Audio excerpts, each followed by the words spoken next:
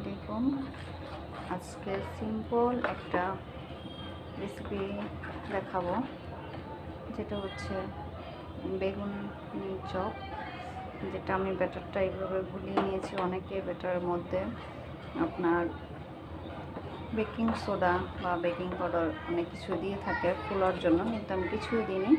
একটু ঘন করে নিলেই, এই যেরকম একটু ঘন করে ব্যাটারটা নিলেই সুন্দরভাবে ফুলে উঠবে।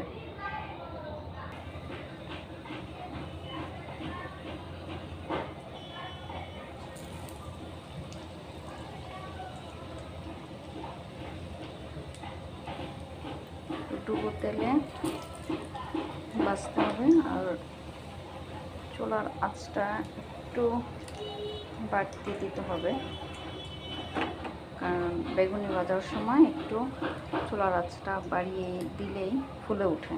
দেখছেন যে ফুলে উঠছে আস্তে আস্তে, মাশাআল্লাহ অনেক সুন্দর করে ফুলে উঠতেছে, কালার হবে, ফুলে উঠবে।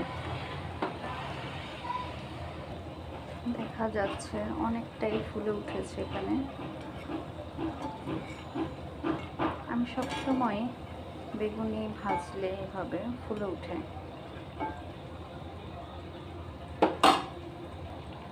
দেখেন মনে হচ্ছে যেমন কোলবালিশের মতো ফুলে উঠেছে, মাশাআল্লাহ। এভাবে একটু ব্যাটারটা ঘন করে নিলেই হয়। ব্যাটারের মধ্যে আমি একটু গরম মশলার গুঁড়া আর হলুদের গুঁড়া, মরিচের গুঁড়া, এরকম করে সাধারণ মশলা দিয়ে ব্যাটারটা তৈরি করে নিয়েছি। আরেকটা বিষয়, বেগুনের সাইজ যেমনই হোক, কিন্তু আপনার বেগুনগুলা হবে মোটামুটি এই সাইজের।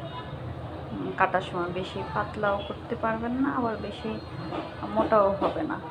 এটা সাইজটা মিডিয়াম থাকবে, যাতে সুন্দর হয়, ভাজা সুন্দর হবে।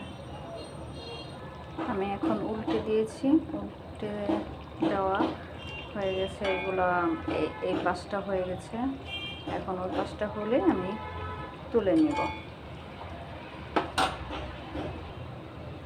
দেখেন ভাজা হয়ে গেছে, আর এটা কতটা সুন্দর ফুলেছে সেটা আপনারা দেখে বুঝতে পারছেন। আমি কোনো কিছু ইউজ করিনি, শুধু ব্যাটারটা একটু ঘন করেছি, এটাই।